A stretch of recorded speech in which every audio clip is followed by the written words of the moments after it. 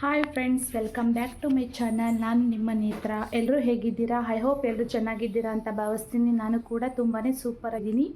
ಇನ್ನು ಯಾರೆಲ್ಲ ನನ್ನ ಚಾನಲ್ನ ಸಬ್ಸ್ಕ್ರೈಬ್ ಮಾಡ್ಕೊಂಡಲ್ಲೇ ನೋಡ್ತಾ ಇದ್ದೀರಾ, ಪ್ಲೀಸ್ ಹೋಗಿ ಸಬ್ಸ್ಕ್ರೈಬ್ ಮಾಡ್ಕೊಂಡು ಬನ್ನಿ. ಪಕ್ಕದಲ್ಲಿರುವಂಥ ಬೆಲ್ಲೈಕನ್ನ ಕ್ಲಿಕ್ ಮಾಡಿ ಆಲ್ ಅನ್ನುವ ಆಪ್ಷನನ್ನು ಸೆಲೆಕ್ಟ್ ಮಾಡಿದರೆ ನಾನು ಹಾಕುವಂತಹ ವಿಡಿಯೋ ನೋಟಿಫಿಕೇಷನ್ ಮೊದಲು ಬಂದು ಸೇರುತ್ತೆ.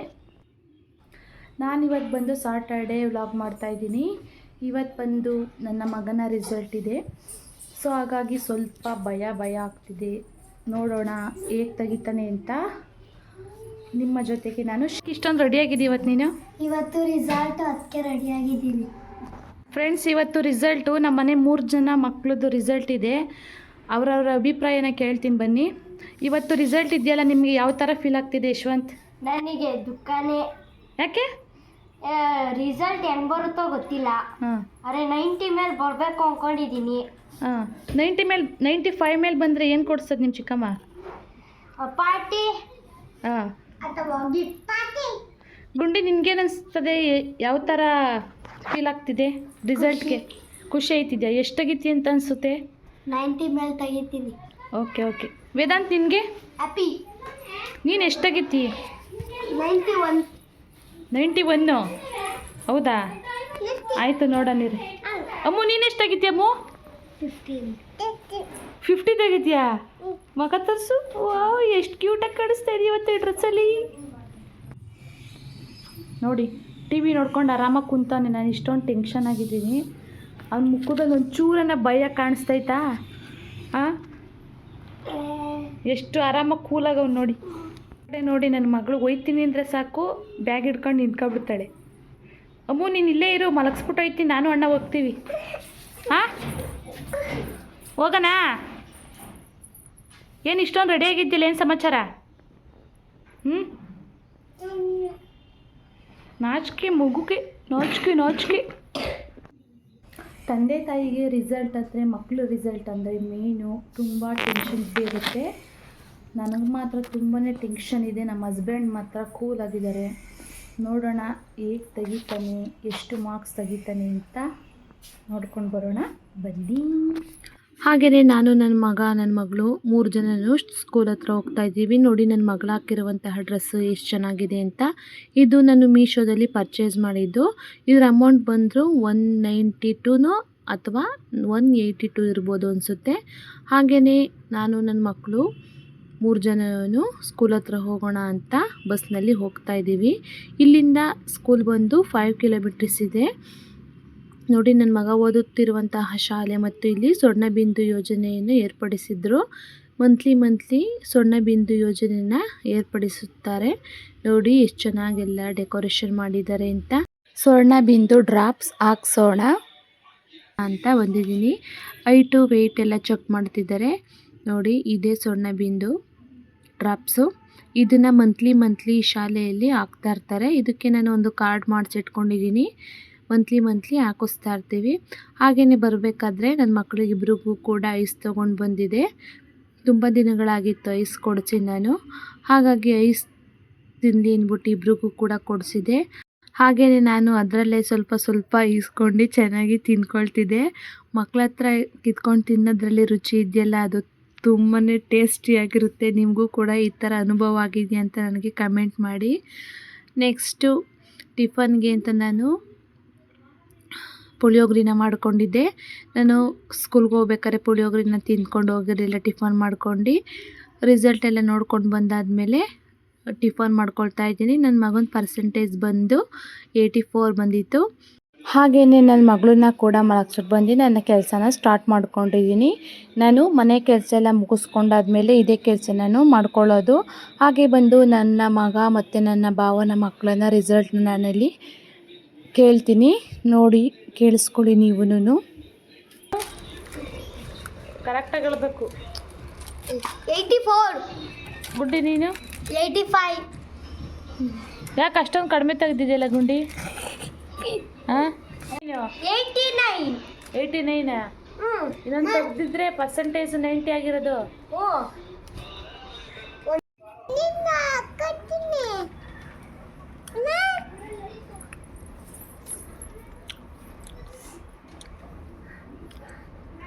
ಹುಳಿ ತಿಂತ್ಯಾ?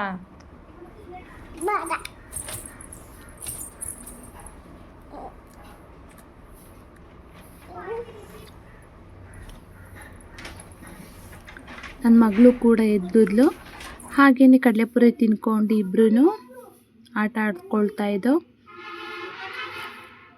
ನಮ್ಮಮ್ಮ ಊರಿಂದ ತಂದುಕೊಟ್ಟಿದ್ರು. ಹಾಗೆ ತಿನ್ಕೊಳ್ತಾ ಸಂಜೆ ಟೈಮಲ್ಲಿ 4 ಗಂಟೆ ಮೇಲೆ ಬಟ್ಟೆನೂ ಕೂಡ ಒಗೆದಿದ್ದೆ. ಅದನ್ನು ಹಾರಾಕೋಣ ಅಂತ ನಾನು ನನ್ನ ಮಗಳು ಕೂಡ ಇಬ್ಬರೂ ಮೇಲ್ಗಡೆ ಬಂದು ಬಟ್ಟೆನ ಹಾರಾಕೊಳ್ತಾ ಇದ್ದೀವಿ.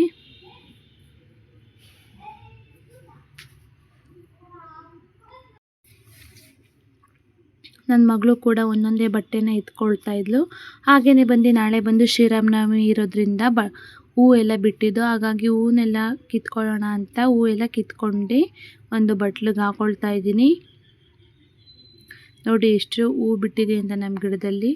2 ದಿವಸಕ್ಕೊಂದ್ಸತಿ ಈ ರೀತಿ ನಾನು ಕಿತ್ಕೊಂಡು ಹೂ ಕಟ್ಟಿ ದೇವರಿಗೆ ಮುಡಿಸ್ಕೊಳ್ತೀನಿ.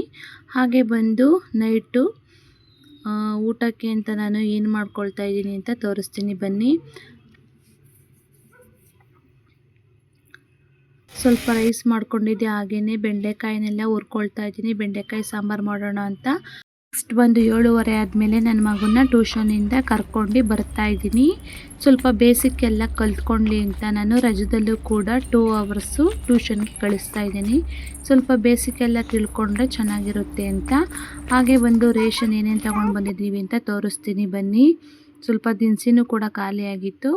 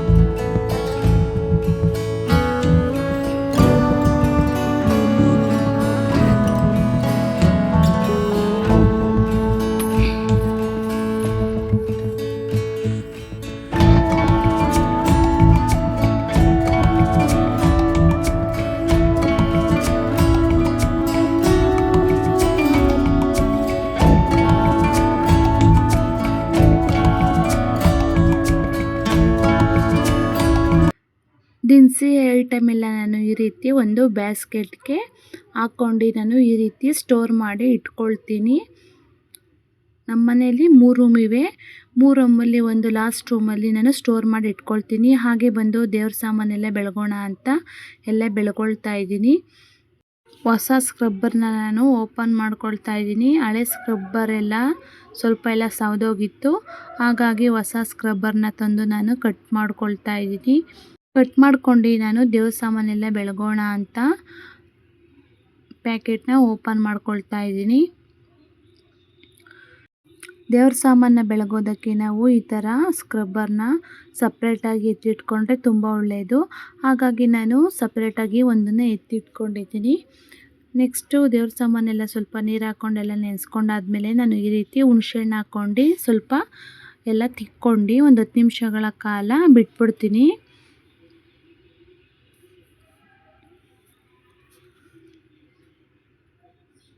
ನಮ್ಮನೇನು ಸ್ವಲ್ಪ ಜಾಸ್ತಿ ಏನು ದೇವ್ರ ಐಟಮ್ನ ಮಡಿಕೊಂಡಿಲ್ಲ ದೇವ್ರ ಮನೇಲಿ. ನೆಕ್ಸ್ಟ್ ಇದನ್ನು 10 ನಿಮಿಷ ಬಿಟ್ಕೊಂಡಾದ್ಮೇಲೆ ನಾನು ಪಿತಾಂಬರಿ ಪೌಡ್ರಿಂದ ನಾನು ಸ್ಕ್ರಬ್ಬರ್ ಸಹಾಯದಿಂದ ಎಲ್ಲ ಕ್ಲೀನಾಗಿ ಕ್ಲೀನ್ ಮಾಡ್ಕೊಳ್ತಾ ಇದ್ದೀನಿ. ಪಿತಾಂಬರಿ ಪೌಡ್ರನ್ನ ನಾವು ಯೂಸ್ ಮಾಡೋದ್ರಿಂದ ಅದರಲ್ಲಿರುವಂತಹ ಬ್ಲ್ಯಾಕ್ ಕಲರ್ ಎಲ್ಲ ಮತ್ತು ಎಲ್ಲ ಹೋಗುತ್ತೆ ಅಂತ ನಾನು ಕ್ಲೀನ್ ಮಾಡ್ಕೊಂಡು ಒಂದು ಪಾತ್ರೆಗೆ ಜೋಡಿಸ್ಕೊಂಡು ಇಟ್ಕೊಂಡಿದ್ದೀನಿ. ಕ್ಲೀನ್ ಮಾಡಿದ್ದೀನಿ ನೋಡಿ ಎಷ್ಟು ಚೆನ್ನಾಗೆಲ್ಲ ಕ್ಲೀನ್ ಮಾಡಿದ್ದೀನಿ ಅಂತ. ನೆಕ್ಸ್ಟು ಒಂದು ಬಟ್ಟೆಯಲ್ಲಿ ಎಲ್ಲ ಕ್ಲೀನ್ ಮಾಡ್ಕೊಂಡು ನಾನು ವಿಭೂತಿ ಇಟ್ಕೊಂಡು ನೆಕ್ಸ್ಟ್ ಬಂದು ಅರಿಶಿನ ಕುಂಕುಮನ ಇಟ್ಕೊಳ್ತೀನಿ. ಒಬ್ಬೊಬ್ಬರು ಗಂಧದಲ್ಲೂ ಕೂಡ ಇಟ್ಕೊಳ್ತಾರೆ. ನಾನು ವಿಭೂತಿ ಹಚ್ಕೊಂಡು ಇಟ್ಕೊಳ್ತೀನಿ. ನೋಡಿ ಇದು ವೆಂಕಟರಮಣ ಸ್ವಾಮಿ ವಿಗ್ರಹ. ಇದು ನಮ್ಮ ತಿಪ್ಪೆಯಲ್ಲಿ ಸಿಕ್ಕಿದ್ದು ಎಷ್ಟು ಚೆನ್ನಾಗಿದೆ ನೋಡಿ ಬೆಳ್ಳಿದು. ಹಾಗೆ ಬಂದು ನೈಟು ಊಟ ಮಾಡೋಕ್ಕಿಂತ ಮುಂಚೆನೇ ನಾನು ನಮ್ಮ ಹಸ್ಬೆಂಡು ಪರಂಗಿ ಹಣ್ಣು ತಂದಿದ್ದರು, ಹಾಗಾಗಿ ಕಟ್ ಮಾಡೋಣ ಅಂತ ಕಟ್ ಮಾಡ್ಕೊಳ್ತಾ ಇದ್ದೀನಿ. ನಮ್ಮ ಮನೇಲಂತೂ ವೀಕ್ಲಿ 1 or 2 ಟೈಮ್ಸು ಪರಂಗಿ ಹಣ್ಣು ಹಾಗೆಯೇ ಕಲ್ಲಂಗಡಿ ಹಣ್ಣನ್ನು ನಾವು ವೀಕ್ಲಿ 1 or 2 ಟೈಮ್ಸು ತಿಂದ್ಕೊಳ್ತೀವಿ. ಇದು ಬಂದು ಪರಂಗಿ ಹಣ್ಣು, ನಾಟಿ ಪರಂಗಿ ಹಣ್ಣು. ನೋಡಿ, ನಾಟಿ ಪರಂಗಿ ಹಣ್ಣಿದ್ದರೆ ಈ ಥರ ಬೀಜಗಳು ಇರ್ತವೆ, ಇಲ್ಲ ಅಂದರೆ ಪರಂಗಿ ಹಣ್ಣಲ್ಲಿ ಬೀಜಗಳು ಇರೋದಿಲ್ಲ, ಅಷ್ಟೇ ವ್ಯತ್ಯಾಸ. ನೋಡಿ ಎಷ್ಟು ಚೆನ್ನಾಗಿದೆ ಅಂತ. ಟೇಸ್ಟ್ ಮಾತ್ರ ತುಂಬಾ ಚೆನ್ನಾಗಿತ್ತು. ನೋಡಿ, ಎಲ್ಲ ಈ ಥರ ಕಟ್ ಮಾಡ್ಕೊಂಡು ನಾನು ಒಂದು ಪ್ಲೇಟ್ಗೆ ಹಾಕ್ಕೊಡ್ತೀನಿ. ನನ್ನ ಮಕ್ಕಳು, ನಮ್ಮ ಹಸ್ಬೆಂಡು ಎಲ್ಲ ತಿಂದ್ಕೊಳ್ತಾರೆ. ಪರಂಗಿ ಹಣ್ಣನ್ನು ತಿನ್ನೋದ್ರಿಂದ ನಮ್ಮ ಆಹಾರದಲ್ಲಿ ನಮ್ಮ ದೇಹಕ್ಕೆ ತುಂಬಾ ಹೆಲ್ತ್ ಬೆನಿಫಿಟ್ಸ್ ಇದೆ, ಮತ್ತು ಇದು ಕಣ್ಣಿಗೂ ಕೂಡ ತುಂಬಾ ಒಳ್ಳೆಯದು. ಹಾಗೆ ಬಂದು ನಾನು ಟಿ ವಿ ನೋಡ್ಕೊಂಡು ಕಟ್ ಮಾಡಿಕೊಂಡಿರುವಂತಹ ಪರಂಗಿ ಹಣ್ಣನ್ನು ತಿನ್ಕೊಂಡು ಟಿ ವಿನ ನೋಡ್ಕೊಳ್ತಾ ಇದ್ದೀನಿ. ಹಾಗೆ ಬಂದು ನಮ್ಮ ಯಜಮಾನ್ರಿಗೂ ನನ್ನ ಮಗನಿಗೂ ಕೂಡ ಕಟ್ ಮಾಡ್ಕೊಂಡಿದ್ದೆ. ಅವರು ಕೂಡ ಟಿ ವಿ ನೋಡ್ಕೊಂಡು ಇಬ್ಬರೂ ಕೂಡ ತಿಂತಿದ್ದಾರೆ. ನೆಕ್ಸ್ಟು ನನ್ನ ಮಗಳದು ನೋಡಿ ಸ್ವಲ್ಪ ಎಲ್ಲ ತಿಂದು ಒಂದು ಪ್ಲೇಟಲ್ಲಿ ಬಿಟ್ಟಿದ್ದಾಳೆ. ಹಾಗೆ ಬಂದು ನಾನು 1-2 ಪ್ಲೇಟ್ ತೊಗೊಂಡಿದ್ದೆ, ಅದಕ್ಕೆ ಪರಂಗಿ ಹಣ್ಣು ಹಾಕಿದ್ದೀನಿ. ನೋಡಿ, ಇದನ್ನು ಎರಡನ್ನೂ ಜೋಡಿಸಿದರೆ ಓಪನ್ ಮಾಡ್ತಾಯಿದ್ರೆ ಸೇಮ್ ಕಪ್ಪೆ ಚಿಪ್ಪನ್ನ ಓಪನ್ ಮಾಡ್ಕೊಂಡಿರೋ ಥರ ಕಾಣಿಸ್ತಿದೆ. ನೋಡಿ, ನನಗೆ ಆ ಥರ ಕಾಣಿಸ್ತಿದೆ. ನಿಮಗೆ ಯಾವ ಥರ ಕಾಣಿಸ್ತಿದೆ ಅಂತ ನನಗೆ ಕಮೆಂಟ್ ಸೆಕ್ಷನಲ್ಲಿ ಕಮೆಂಟ್ ಮಾಡಿ. ಸೇಮ್ ಕಪ್ಪೆ ಚಿಪ್ಪಿನಲ್ಲಿ ಮುತ್ತು ಇರುತ್ತಲ್ಲ, ಆ ಥರ ಕಾಣಿಸ್ತಿದೆ ನನಗೆ. ಇನ್ ಕೇಸ್ ನನ್ನ ವಿಡಿಯೋ ನಿಮಗೆ ಇಷ್ಟವಾದಲ್ಲಿ ನಿಮ್ಮ ಫ್ಯಾಮಿಲಿ ಫ್ರೆಂಡ್ಶಿಪ್ಗಳಿಗೆ ಶೇರ್ ಮಾಡಿ. ಹೇಗಿದೆ ಅಂತ ನನಗೆ ಕಮೆಂಟ್ ಮಾಡಿ. ಯಾರಿಗೆಲ್ಲ ಇಷ್ಟ ಆಯಿತು ಈ ವಿಡಿಯೋ ಲೈಕ್ ಮಾಡಿ, ಶೇರ್ ಮಾಡಿ, ಕಮೆಂಟ್ ಮಾಡಿ. ಹಾಗೆಯೇ ಸಬ್ಸ್ಕ್ರೈಬ್ ಮಾಡ್ಕೊಂಡಲ್ಲೇ ಇರೋರು ಕೂಡ ಸಬ್ಸ್ಕ್ರೈಬ್ ಮಾಡ್ಕೊಂಡು ನೋಡಿ. Thank you for watching. Love you all.